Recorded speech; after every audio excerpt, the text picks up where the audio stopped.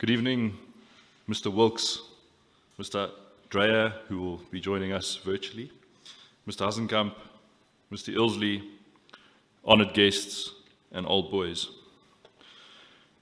Before I start my address, I just want to echo on a sentiment that Mr. Mazzoni mentioned about Boys High Boys excelling.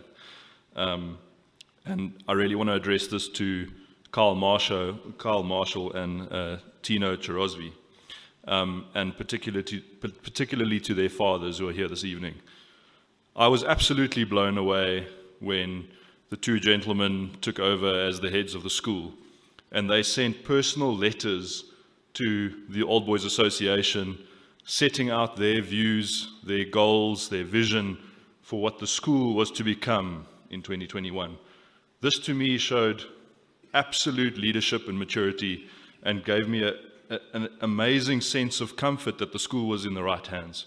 So I just want to thank the boys for all that they've done for the school this year, and particularly congratulate their fathers on raising such outstanding gentlemen.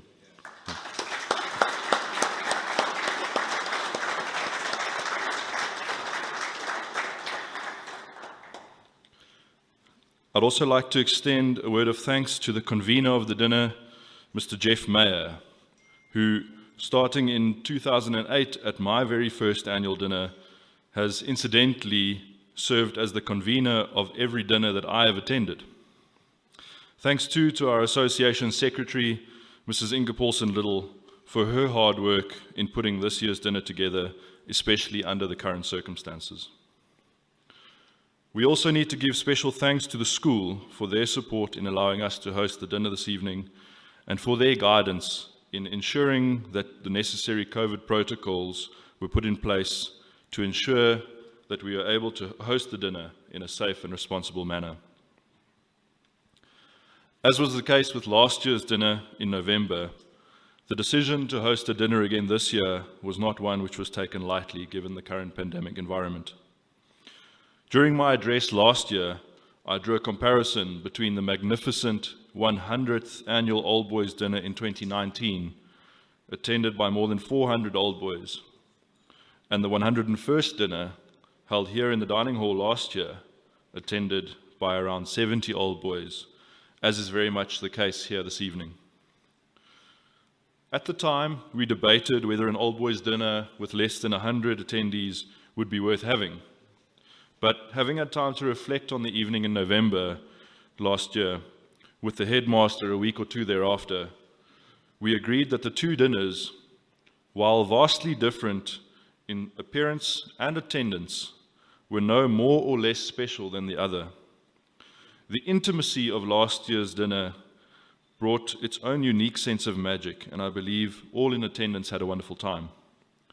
With this in mind, I would specifically like to thank each and every one of you here this evening for attending and allowing us to continue this wonderful tradition of ours, and trust that you will have fond memories of the evening over the years to come. It gives me great pleasure to present this year's Chairman's Report on the operations of the Association.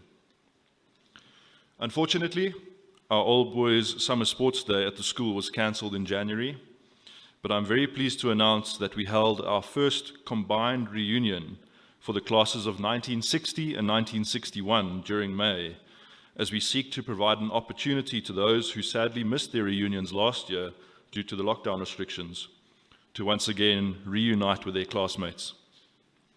The 10, 20, 30, 40, and 50-year-on reunions from 2020 are also scheduled to take place in the coming months, either on a combined basis with the 2021 groups or separately but over the same weekend. While the combining of reunions is not what most groups would have had in mind in the years leading up, we believe that giving those who missed their reunions last year the opportunity to celebrate this year is incredibly important, and we hope that the occasions will still be filled with as much camaraderie and reminiscence as they always are. Proudly attending school reunions is no doubt one of the core pillars of what it means to be an old boy of Pretoria Boys High School.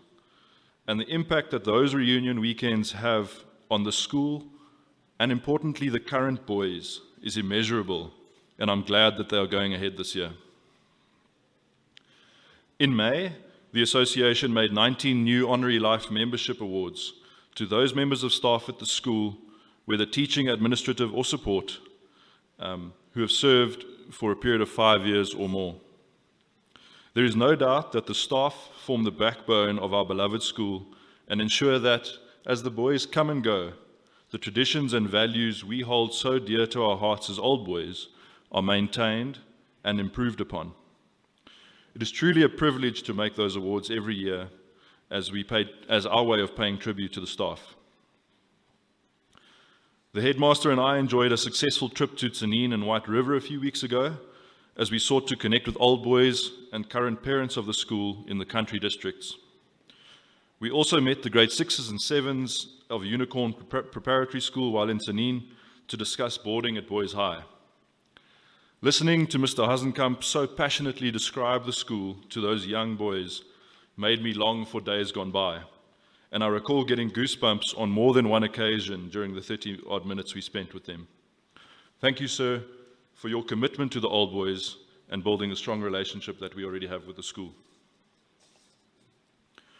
We as an association board would like to renew our focus on the old boys branches going forward as we seek to better support those old boys not living in or around Pretoria.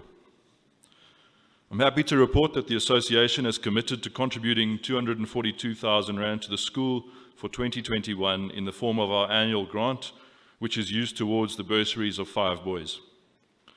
Unfortunately, the association has had to make the difficult decision to reduce the grant from last year to redirect some of its available cash flow to support the Old Boys Club following the negative effects that the COVID-19 restrictions on alcohol have had on its operations, and also to focus on some much needed capital expenditure at Hofmeyr Park, our primary physical asset and source of the majority of our income.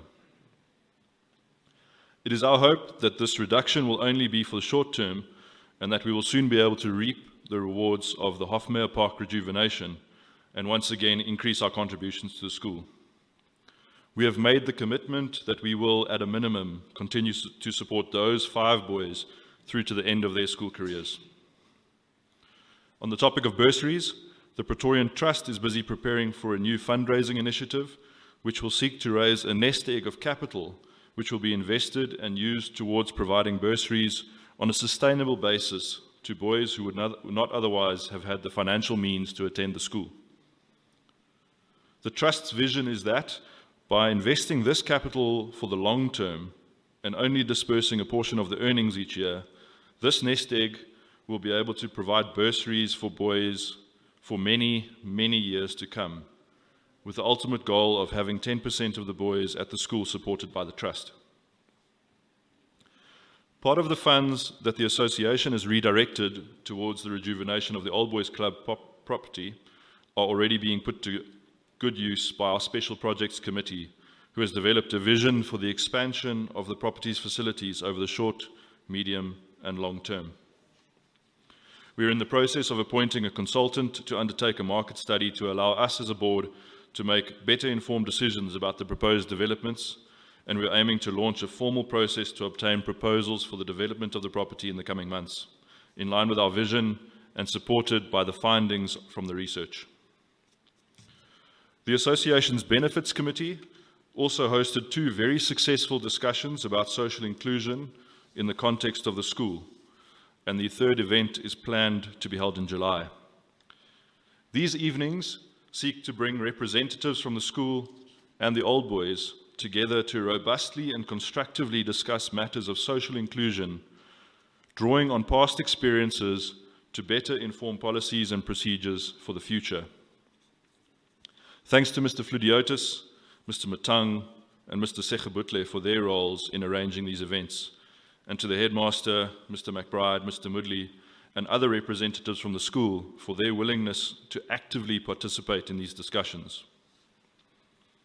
Some of you may also have seen the teaser on our social media a few months ago about our new podcast, which is due to be launched in the coming months. I'm very excited at the prospect for this new platform of communication, which will allow us to capture and tell the wonderful stories of old boys and teachers, young and old.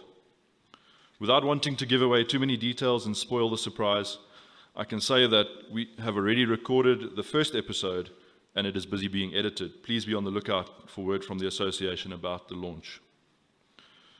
As I conclude my report, I would like to give thanks to the entire directorate of the Old Boys Association.